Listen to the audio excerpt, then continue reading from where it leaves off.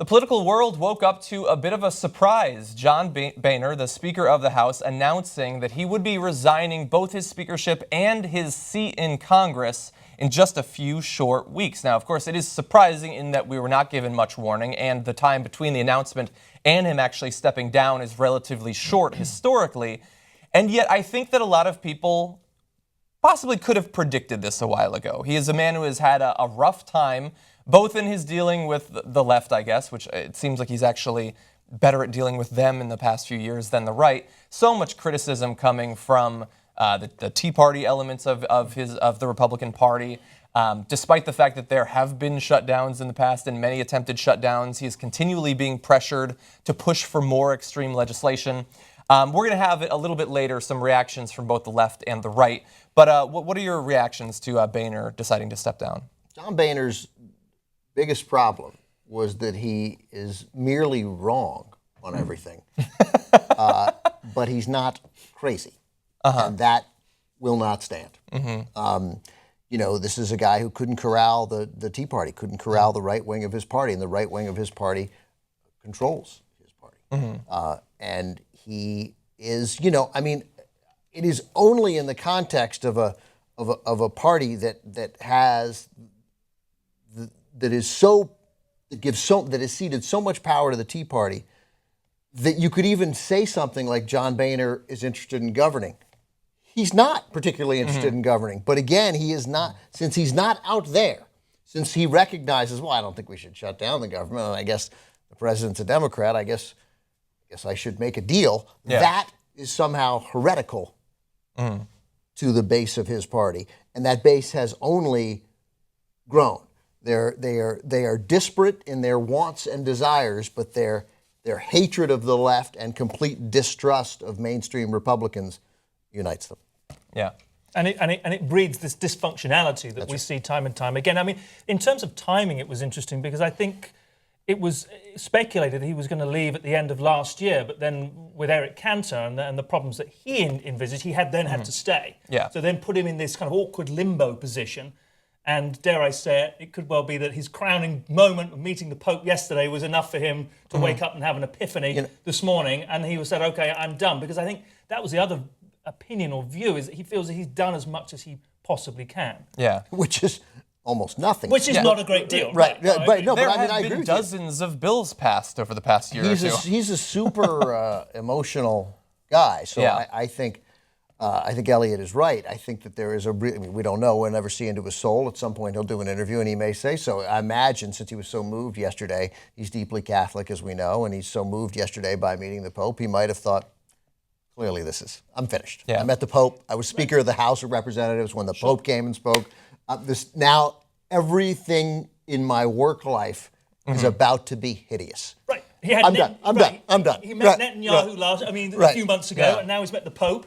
So, right, he's had those moments. He could have hung out for Bono, maybe, but I think at this point, and then the idea of that he would then have to go, and in a week there's another big battle over potentially shutting down the government. Also, who wants to deal with it? I just read right on my phone, right before we went on the air, there's a tremendous amount of dust collecting at his father's bar in Cincinnati. and remember how many stories he told about sweeping up there? Yeah, that's true. Somebody's got to sweep that up. And apparently, a lot of things he could do. My understanding is he's going to go back and run that bar and not going to take a $1 million payout to be a K Street lobbyist. Yeah, that would be novel. No, but probably that up. Yeah. He's not going back to Cincinnati. What are you, crazy? To what extent do you guys think that the Planned Parenthood, this whole furore over Planned Parenthood, which just seems to keep running and running and running, has the legs that you're surprised? I'm continually surprised at. How much do you think that had a bearing on the timing? Because again, you spoke about the pressure from the right and the extreme right and the Tea Party. This has just become a whip to which they've really utilized a lot, right? I don't think he wants to be the Speaker at the moment where these guys are willing to once again shut down the government. I don't think he wants to deal with, to him, I think, he's seen how this has worked out politically, and I think he senses this is a bad idea. I imagine that he doesn't like Planned Parenthood, but also he probably is capable of reading polls which say the overwhelming majority of Americans, 7 in 10, think Planned Parenthood does good things, right? And and is not interested in completely cutting off funding, but isn't interested in getting into this fight, a fight that he knows is unwinnable. Yeah. So, so I think the Planned Parenthood thing is one of the large issues as we go forward in these next few days and decide whether the government's going to shut down. Yeah. Right. I think it's incredibly likely that it's effectively for him, for John Boehner, it's like waking up as Bill Murray. It's 6:01 again. Like we've already been through, yes, right now the shutdown is about Planned Parenthood. And I'm sure it's genuine for some of the Republicans, but you could insert so many different subjects that either actual shutdowns or attempted shutdowns have occurred concerning over the past few years that I think for him it's just he's fought that battle so many times. I don't think that he cares anymore. I don't know exactly what was in his heart or in his mind as he considered stepping down. I imagine some tears were shed knowing John Boehner. But we do have a short statement from John Boehner about it. I'm sure more will be said later, but for now, this is what we have. My, oh my, what a wonderful day. But more than anything, my first job as Speaker is to protect the institution. A lot of you know that, that my plan was to step down at the end of last year. It's become clear to me that this prolonged leadership turmoil would do irreparable harm to the institution. So this morning I informed my colleagues that I would resign from the speakership and resign from Congress at the end of October. And this morning I woke up and I said my prayers, as I always do, and I decided, today's the day I'm going to do this. As simple as that. Yeah, that's almost certainly not true.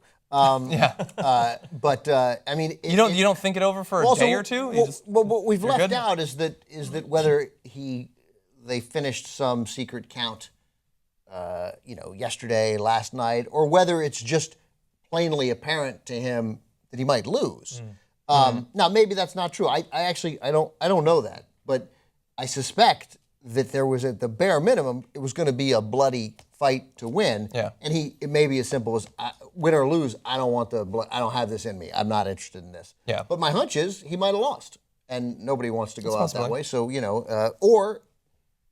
some combination. You think I might lose. This is going to be hell. You know what? You do it, Kevin. Mm-hmm. That's now your fight. So who do you think is going to?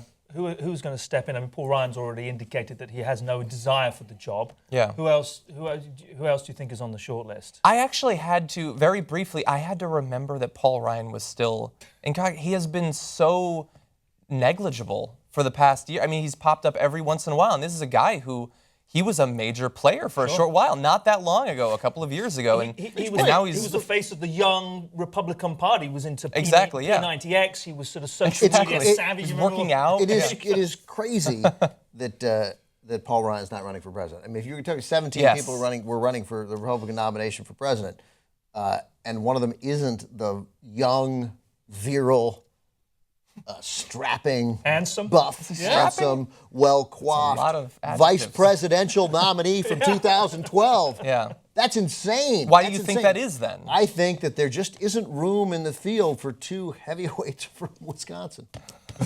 Yeah. Well, now a spot has opened up. And by the way, it's not even impossible that he could run. We're still very early. Yeah, but he's not doing any of the things that suggest that somebody's right. Yeah. Paul Ryan, who has this reputation as the intellectual, he represents the intellectual wing, this tiny little itty of the Republican Party. But he's read Ayn Rand, so he got through that. He's not. I mean, first of all, it's a party that hates intellectuals. They've made it a bad word. It just means smart, which is scary. But he also isn't.